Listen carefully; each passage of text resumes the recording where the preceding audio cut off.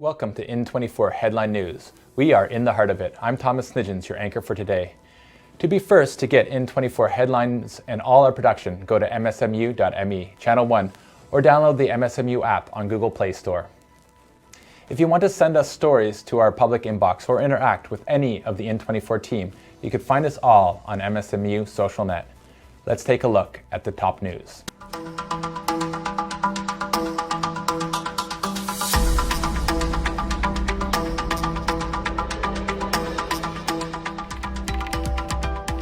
Before we continue, we'd like to issue a trigger warning that this next story mentions gender-based violence and sexual assault.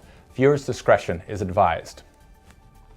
Al Jazeera reported that the Iranian government has approved a bill to protect women against gender-based violence, which will require several institutional entities to enhance support measures for women. Law enforcement, for example, will be required to increase efforts to help survivors of domestic violence. The Ministry of Health will also provide health care and psychological services for the survivors. Despite the significant strides made by this bill, however, Human Rights Watch has identified many pitfalls and blind spots upon reviewing the bill, saying it falls short of international standards. It has criticized its failure to define domestic violence and the fact the proposed legislation does not criminalize other forms of gender-based violence like marital rape and child marriage. The bill is undergoing review and approval by the Parliament and will be sent to the Guardian Council, a constitutional watch body. Bulgaria has become the latest country to test COVID-19 tracking devices on its residents. At least 50 people will be traced through a wristband GPS satellite device developed in Poland. Other places that are testing wearable gadgets are Belgium, Liechtenstein, India, Hong Kong, and South Korea. On January 15th, the Dutch government collectively resigned after an official report revealed that officials were involved in the child benefits scandal between 2013 and 2019. DutchNews.nl reported that between 20 and 30,000 families were wrongly accused of committing fraud and forced to pay back the child care benefits, putting many in financial distress. Prime Minister Mark Rutte said that his cabinet wants to, quote, do justice for the affected families. However, he did not confirm any future actions to compensate the families. The Rutte's government will continue to lead the COVID-19 emergency response in the Netherlands in a caretaker status until the March 17th general election. The Government of Ontario has extended the current state of emergency and stay-at-home order by another 14 days. Premier Ford announced the initial decision to enforce a stay-at-home order on January 12th, but a state of emergency expires after 14 days, which prompted the Premier to extend it. This means that the order will remain in place until at least February 11th. It was 1 year ago that Canada saw its first presumptive case of COVID-19 in Toronto. A man who had traveled to Wuhan, China, checked into Sunnybrook Hospital on January 25th of last year after showing respiratory symptoms and fever. Fast forward a year later, and there are now thousands of cases being reported daily. On January 14th, a Batman #1 copy sold for a record-breaking $2.22 million at Heritage Auctions in Dallas, Texas. The 1940 comic had previously belonged to Billy T. Giles, a lifelong comic book collector who purchased the copy for $3,000 in 1979. Comic books printed in the golden era were meant to be disposable, so the near mint condition of the Batman #1 copy was its greatest selling point. More news is on the way, but first let's take a short break. All of the topics presented on today's show can be found on our show notes. Remember to download MSMU app to interact with our crew and follow us on Twitter, Facebook, Instagram, and Telegram to keep up to date with uninterrupted news.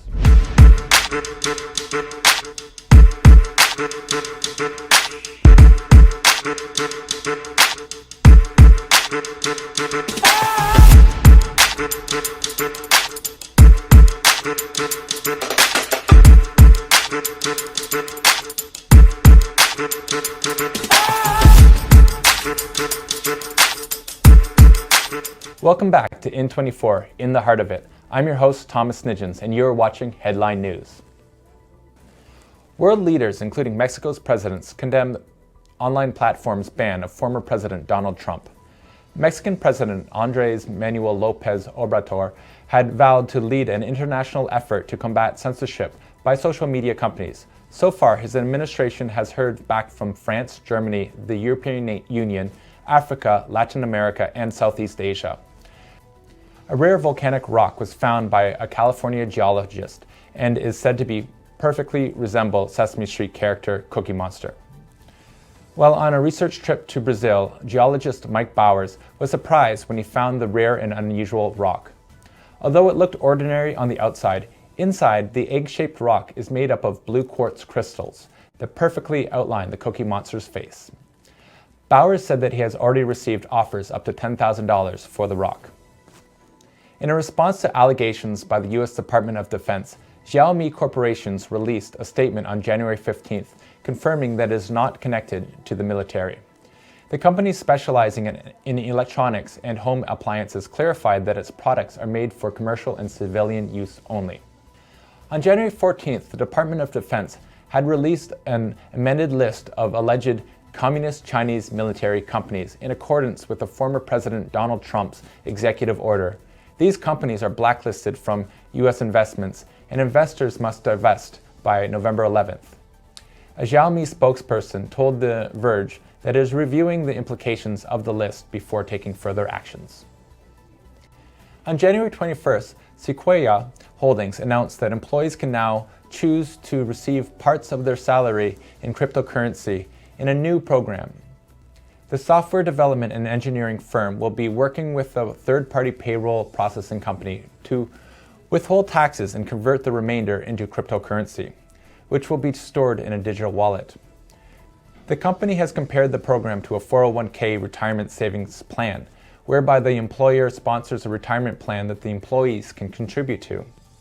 According to CEO and co-founder T. Richard Strope, many employees are avid cryptocurrency supporters and are enthusiastic about the new program. Natasha Kudashkina is a multidisciplinary artist based in Toronto. She is best known for her paintings, having done public art through the Bell Box Murals project and a bike barrier project in the city.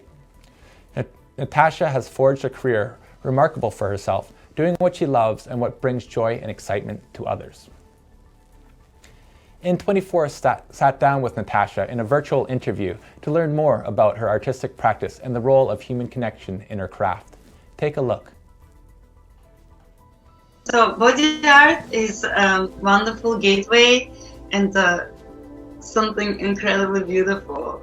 I love that. I love everything about this art form. I'm glad it came into my life. I didn't really plan on it. It just happened. And it took me on a journey like it would take any person.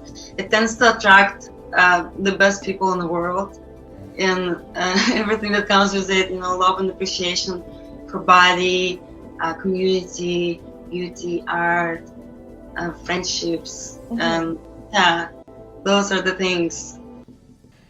You could watch the complete interview with Natasha Kudashkina on msmu.me, Channel 1, or on our YouTube channel with wiki production code A0236. Thank you for watching In24 Headline News. Remember to download the MSMU app and visit us at in24.ca to get the latest news. You could also follow us on Twitter, Facebook, Instagram, and Telegram for uninterrupted news. If you want to submit a story or interact with the In24 team, you could find us all on MSMU Social Net. Until next time, stay in the heart of it. I'm Thomas Sniedzins from Internet News.